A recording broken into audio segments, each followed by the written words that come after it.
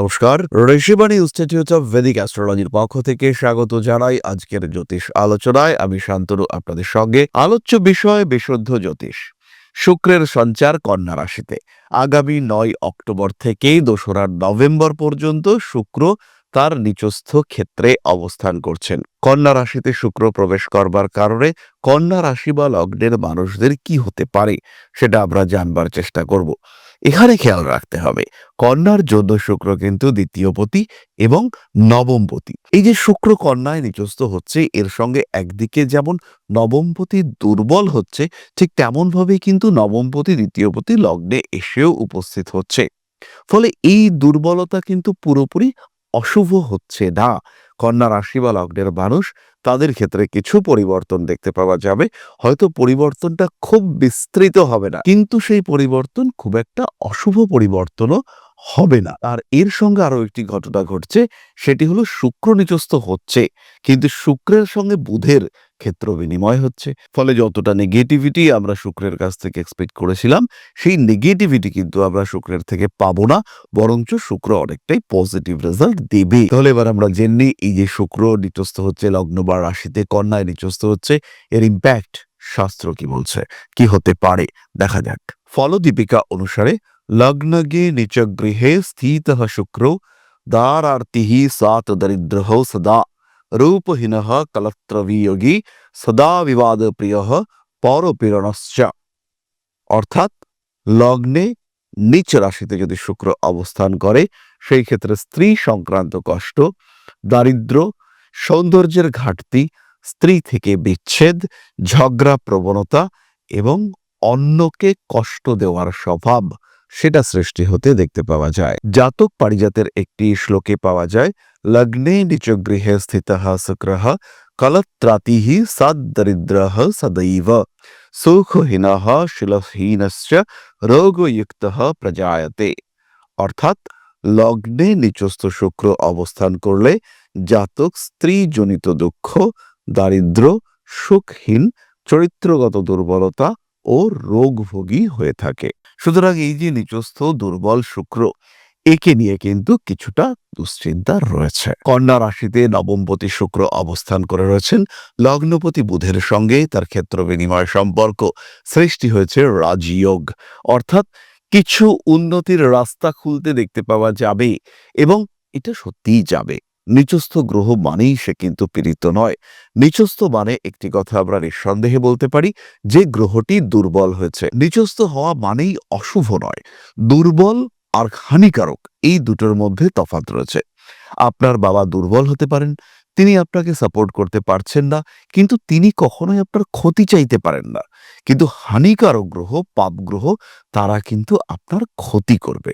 সুতরাং শুক্র দুর্বল, শুক্র কিন্তু পাপগ্রস্ত নয়। শুক্রের সঙ্গে বুধের ক্ষেত্র বিনিময় শুক্রের কিছু পজিটিভিটিকে বাড়িয়ে তুলেছে। তাহলে কি হবে? প্রথম যে বিষয়টি হবে, বাবার সঙ্গে অ্যাটাচমেন্ট বৃদ্ধি। দ্বিতীয়ত, বাবার শারীরিক দুর্বলতা বৃদ্ধি। তৃতীয়ত, চাকরি ক্ষেত্রের স্থিতিশীলতা বৃদ্ধি। চতুর্থত, ইন্টারভিউর ক্ষেত্রে সাকসেস রেট বৃদ্ধি। পঞ্চমত, ক্রিয়েটিভ ফিল্ডে সাকসেস বাড়তে দেখতে পাওয়া যাবে। জাতকের মধ্যে সৃজনশীল এবং অনুসন্ধিৎসু মানসিকতা, সেটা বেড়ে উঠতে দেখতে পাওয়া যাবে। জাতকের কর্মতৎপরতা, সেটা বাড়বে। জাতক মুখমণ্ডলের পীড়ায় কষ্টপ্রাপ্ত হবেন। স্কিনের কিছু ডিজিজ, সেটা সৃষ্টি হতে পারে। জাতকের মধ্যে একটু আত্মচিন্তা, সেটা বাড়তে দেখতে পাওয়া যাবে। অনেক সময় বাইরের মানুষজন জাতককে স্বার্থপর ভাবতে পারেন, কিন্তু বেসিক্যালি জাতক তার পরার্থপর মানসিকতা থেকে নিজেকে মুক্ত করতে চাইছেন। জাতক নিজেকে আশেপাশের বহু দায়, সেখান থেকে মুক্ত করতে চাইছেন। জাতক নিজেকে একটু ভালো রাখতে চাইছেন। তার মানে কখনোই এটা নয় যে জাতক প্রচন্ড স্বার্থপর হয়ে পড়েছেন, জাতক অত্যন্ত বাজে হয়ে পড়েছেন, কিন্তু এটা নয়। জাতকের দায়িত্ব নিজেকে ভালো রাখা, সেই দায়িত্ব জাতক উপলব্ধি করতে শুরু করেছেন। এটাই করছে লগ্নভাবে নিচস্থ শুক্র। হিলিং পাওয়ার বাড়বে, জ্যোতিষতন্ত্র ইত্যাদির প্রতি আকর্ষণ বাড়বে। কিছু সাপোর্টিভ সাবজেক্টস, যেমন ট্যারো কার্ড রিডিং, যোগা, তন্ত্র কিংবা মেডিটেশন, বিভিন্ন ধরনের হিলিং প্রসেস, এগুলির প্রতি আগ্রহ বাড়তে দেখতে পাওয়া যাবে। কার্মিক উন্নতি দেখতে পাওয়া যাবে, পারফেকশন বাড়বে। আর্টিস্টিক কাজে কন্যা রাশি, কন্যা লগ্নের মানুষরা ডেভেলপ করতে পারবেন, নিশ্চিন্তে পারবেন। প্রত্যেকটি কাজের মধ্যে সূক্ষ্মতা বাড়বে। কোনো কোনো সময় এই সূক্ষ্মতার মাত্রা বৃদ্ধির জন্য জাতক একটু খুঁতখুঁতে বা বলা যেতে পারে পিটপিটে হয়ে যেতে পারেন, যাকে বলা হয় ওসিডি। জাতক নিজের পারিপার্শ্বিক অবস্থাকে আরো পরিষ্কার রাখতে চাইছেন। জাতকের মধ্যে এই ক্লিননেস নিয়ে একটা বিশাল সতর্কতা কাজ করছে, তার কারণে মানসিক অস্থিরতা ক্রমাগত বাড়তে শুরু করেছে। সুতরাং শুক্র এবং বুধের এই ক্ষেত্র বিনিময় এটা যে মারাত্মক ক্ষতিকারক তা কিন্তু নয়।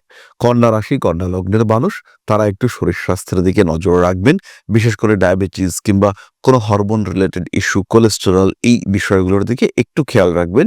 পুজোর ঠিক পরের অবস্থা, বিভিন্ন বাড়িতে বেড়াতে যাওয়া, কর্তব্য পালন ইত্যাদি কাজকর্ম হবে এবং এই বিষয়টির কারণে বেশ কিছু উল্টোপাল্টা খাওয়া সেটাও কিন্তু হবে। নিজের শরীরের একটু যত্ন রাখবেন, নিজের অর্থ, নিজের সম্পদ, সেই বিষয়গুলোর একটু যত্ন সেটাও আপনারা অবশ্যই রাখবার চেষ্টা করবেন। পরবর্তী বিষয়টি হলো আত্মীয় পরিজন, কুটুম্ব, স্বামী স্ত্রী, এদের মধ্যে অ্যাটাচমেন্ট ভালো রাখার চেষ্টা করতে হবে। এই সময় কিন্তু আপনার সপ্তমে বক্রী শনি রয়েছে, পঞ্চমপতি শনি সপ্তমে বক্রী হয়ে রয়েছে, তার সঙ্গে নবমপতি শুক্রের দৃষ্টি বিনিময়, এটা অত্যন্ত শুভ সম্পর্ক। এই যে পঞ্চম সপ্তম নবম কম্বিনেশন হয়েছে, এই সম্পর্ক আপনাকে প্রচুর প্রাপ্তি দিতে পারে, কিন্তু পঞ্চমপতি বক্রী আর নবমপতি নিচস্থ, ফলে এই সম্পর্ক শুভ হলেও এই সম্পর্ক কিন্তু খুব বলবান সম্পর্ক নয়, এটাও আমাদেরকে মানতে হবে। আমরা যদি ভাবি যে এটা অত্যন্ত বলবান শক্তপোক্ত সম্পর্ক, তাহলে সেটা নয়, এটা আমাদের বুঝতে হবে। সুতরাং শুক্র লগ্নে আসছে, লজিক বলছে বিষয়টা খুব খারাপ নয়, কিন্তু শাস্ত্র বলছে সমস্যা রয়েছে। তাই আপনাদের সাবধান হতেই হবে, ভয় নয়, ভীতি নয়, সাবধানতা প্রয়োজন রয়েছে। এই সাবধানতাই কিন্তু আপনাকে সাকসেস এনে দেবে এবং যেহেতু নবমপতি লগ্নে রয়েছে, তাই সময়টা মারাত্মক অশুভ নয়। একটু দশা দেখুন, আপনার জন্মকুণ্ডলীর গ্রহ অবস্থানগুলিকে পর্যবেক্ষণ করুন, সেই ক্ষেত্রে আপনি ডিসিশন নিতে পারবেন অনেক বেশি সহজে। বাধা বিপত্তির সমস্যা, সেখান থেকে আপনি নিজেকে বিমুক্ত করতে পারবেন। নিশ্চিন্ত থাকুন, ভালো থাকুন। আমরা চলে আসব নাক্ষত্রিক আলোচনা প্রসঙ্গে। প্রথমেই রয়েছে উত্তর ফাল্গুনী, মাথা গরম থাকবে, কারণ জানবেন শুক্র কিন্তু অত্যন্ত উষ্ণ গ্রহ এবং সৌরজগতের উষ্ণতম গ্রহ সেটি কিন্তু শুক্র। তাই শুক্র আপনার লগ্নে রয়েছে, শুক্র আপনার নক্ষত্রের উপর দিয়ে যাচ্ছে, মাথা গরম হবে। মাথা গরম হোক, হঠকারিতা অ্যাভয়েড করতে হবে। ডিসিশন নিন ভাবনা চিন্তা করে। যদি ডিসিশন নিতে গিয়ে কনফিউশনে পড়েন, সেই ক্ষেত্রে ডিলে করিয়ে দিন। উত্তর ফাল্গুনী নক্ষত্রের আপনজনদের সঙ্গে অ্যাটাচমেন্টের কিছুটা অভাব ঘটতে পারে, কিছুটা হরমোন রিলেটেড ইস্যু, স্কিনের প্রবলেম সেটা হতে পারে। বিশেষ করে মুখমণ্ডলটা একটু কালচে হয়ে গেল, মুখমণ্ডলে কোনো দাগ, ব্রণ বা এই ধরনের কিছু উঠেছে, তার কারণে মন মেজাজ বিশেষ একটা ভালো নেই, এরকম ঘটনা আপনার ক্ষেত্রে ঘটতে পারে। নিজেকে কিছুটা নিয়ন্ত্রণে রাখার চেষ্টা, নিজেকে যত্ন করা, নিজের ত্বকের যত্ন করা, এই কাজগুলো আপনাকে অবশ্যই করতে হবে। নিজেকে আরেকটু ভালো রাখার চেষ্টা সেটা অবশ্যই করতে হবে। উত্তর ফাল্গুনী নক্ষত্রের মানুষদের প্রেম, ভালোবাসা, রিলেশনশিপ ইত্যাদি ক্ষেত্রে কিছুটা সমস্যা আসতে পারে। মন অন্যদিকে ডাইভার্টেড হওয়ার একটা সংযোগ সেটা সৃষ্টি হতে পারে, ইমোশনাল হয়ে পড়তে পারেন হস্তা নক্ষত্রের মানুষরা। বাড়ি পরিবর্তনের মৃদু সম্ভাবনা রয়েছে। আপনজনদের সঙ্গে অ্যাটাচমেন্ট ওরিয়েন্টেড কিছু সমস্যার মধ্যে পড়তে পারেন হস্তা নক্ষত্রের মানুষরা। রাগ, জেদ, তেজ এগুলির উপরে নিয়ন্ত্রণ রাখতে হবে। পুরনো প্রেম হস্তার ক্ষেত্রে ফিরে আসতে পারে। বিয়ের কথাবার্তা ফাইনাল করতে পারেন হস্তা। তবে বিয়ের কথাবার্তা ফাইনাল করুন বা না করুন, এই ক্ষেত্রে রিলেশনশিপ আসার সংযোগ এটা প্রবল। তাদের ক্রিয়েটিভিটি বাড়বে এবং আর্টিস্টিক কাজকর্মে সাকসেস, ফিনান্সিয়াল ডেভেলপমেন্ট ইত্যাদির সম্ভাবনা অনেকটাই বেশি। পরবর্তী নক্ষত্র চিত্রা, দায়বদ্ধতা বাড়তে চলেছে। নতুন করে প্রেমে আসক্ত হতে পারেন, বাড়ি পরিবর্তনের সম্ভাবনা দেখতে পাওয়া যায়। চিত্রা নক্ষত্রের মানুষদের খরচ বাড়ছে এবং বেশ বাড়ছে। এই যে 9 অক্টোবর থেকে শুক্র নিচস্থ হচ্ছে, অন্তত প্রথম 10 দিন 19 তারিখ পর্যন্ত প্রভূত ব্যয় বৃদ্ধির সম্ভাবনা দেখতে পাওয়া যাবে। নিজের খরচের উপরে কন্ট্রোল রাখতে ব্যর্থ হবেন আপনি। কারণে অকারণে ব্যয় বৃদ্ধি, বিশেষ করে ট্রিটমেন্ট ওরিয়েন্টেড কস্ট, এগুলো বৃদ্ধির সম্ভাবনা রয়েছে।